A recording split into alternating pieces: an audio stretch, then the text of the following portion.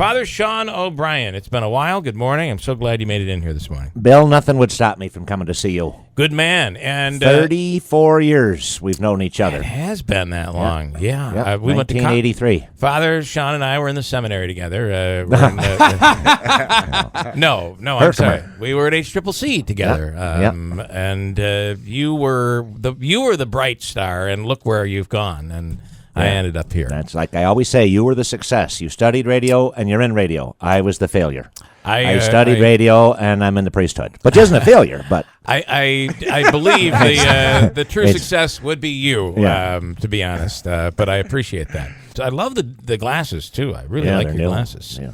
They have that old, that classic Colonel Sanders look. Yeah, they kind of like that. Are you going to be the next Colonel Sanders in these commercials? No.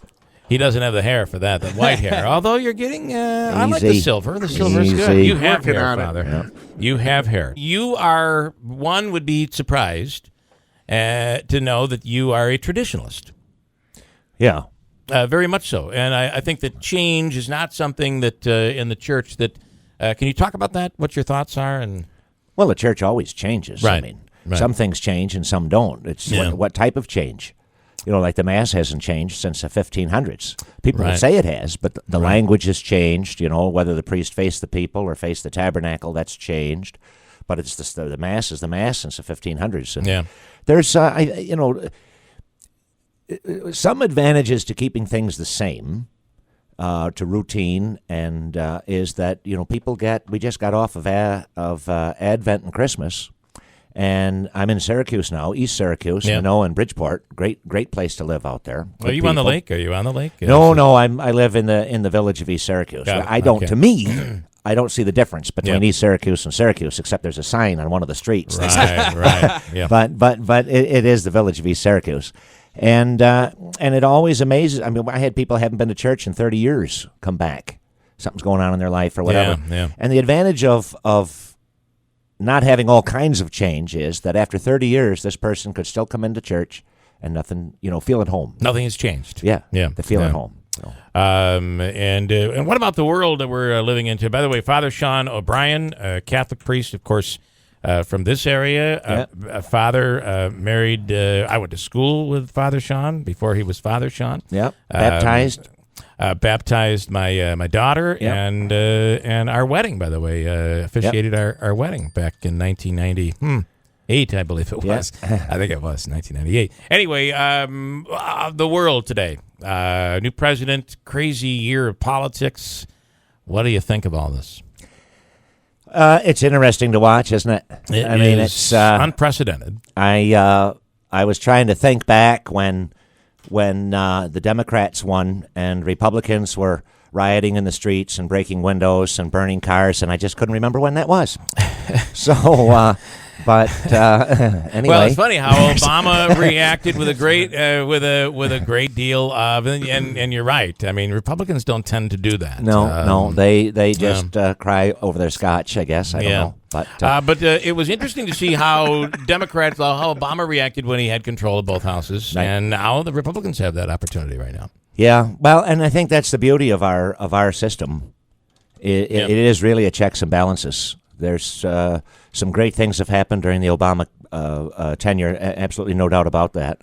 But there have been some problems also, as is the case with any presidency. As a military person, some faux pas, some big mistakes happened when it came to foreign policy. As a military person, the President of the United States is my commander-in-chief, and so I don't enjoy the luxury of the same freedoms of speech that you do.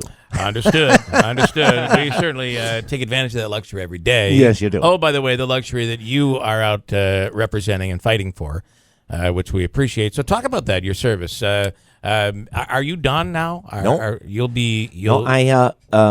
Let's see, in May it'll be 26 years. It should be close to retirement, I would think. I think I'd like to take one more assignment, okay, which is in the reserves, a 2-year assignment. How many have you, and this is, it's one thing, what Father Sean has done and dedicated your life to the church and to God, but then to your country as well. How many tours have you done? 5 times overseas. Wow. And then I got called up for 911. I think you remember that. I do. I got to Forestport at St. Patrick's in Forestport and St. Mary's in Otter Lake in '98.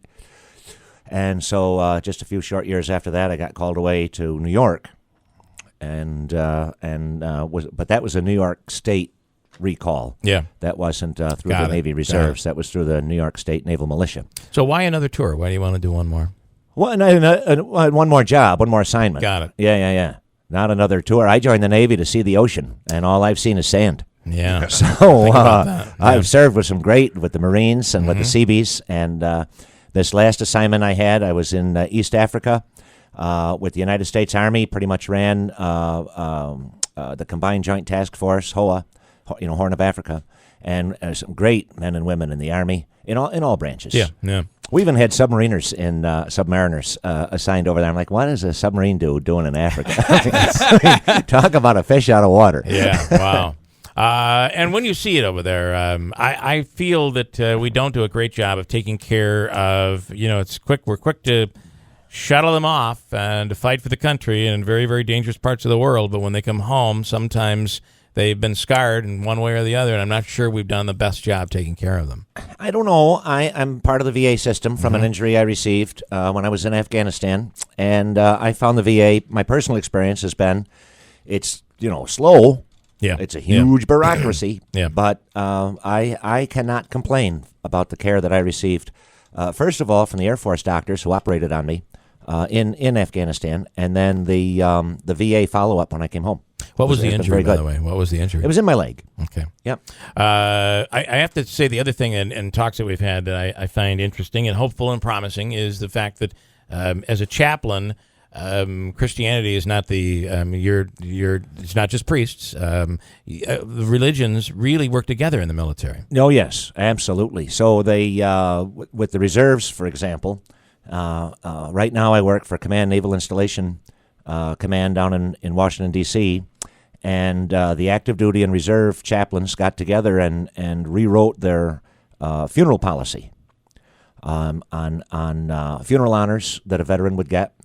And then as far as the reserves go, you get a family out in, Batavia, and they want a Navy chaplain. It might be a Marine Corps, it might be a Navy, it might be Coast Guard, it might be Merchant Marine, but they want a Navy chaplain as part of the military honors. I'm the dude. You're the guy. Right, yeah. Catholic, Protestant, or Jew, they're getting me. So, very interesting. Wow. So it's and we're trained that way. Yeah. I know I don't sacrifice my own faith. I say Mass on Sunday. I don't do Protestant services or lead Jewish services. There are lay leaders for that if there isn't a chaplain. But when it comes to a funeral, we have our book that has different prayers laid out that would be common to the different faiths. And the chaplain is the chaplain. Not how do you handle someone who might be and there are Muslim people who are Muslim that are in the military. That how is it handled the exact same way? Because if a Muslim veteran dies and the family wants full military honors, let's say he's an American citizen, is in the service, gets out of the service, lives a full and active life, and then dies from a natural old age or whatever. Yeah. And they want the flag and the flag folding and the bugle and the rifle team and a chaplain. Then why wouldn't Same they? way. Absolutely. Leonard is in Floyd. Wants to say hello to Father Sean. Leonard, you're on the radio. Hello, Father Sean. Hey, Len. How you doing? I'm well, and yourself? Oh, very good. Now I understand the two of you. Snappy hooded sweatshirt on. Yeah. That's a Ski-Doo sweatshirt. That's the 1965 logo that Ski-Doo had with the little 7-horse Kohler. Okay. Hopefully I have a little more than 7 horses inside of me. But there you do. Yeah. Well, right. Father Sean and I served in the Naval Reserve together. Yep. And he's a wonderful man. He's always come through for people. Well, thank you. Leonard, we appreciate your service. Thanks for calling in. We thank you. All right. Take care. Leonard in Floyd. I got a break.